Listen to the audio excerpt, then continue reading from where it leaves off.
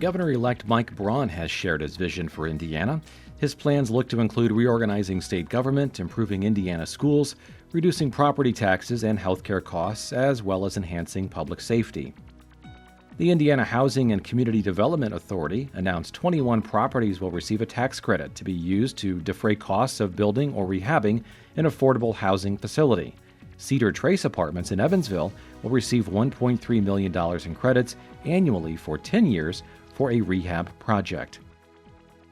Homeless advocate organization Aurora Evansville held a candlelight vigil Thursday evening for the homeless members of the community that were lost in 2024. Family, friends, and caseworkers participated in the ceremony. More on these and other stories at news.wnin.org.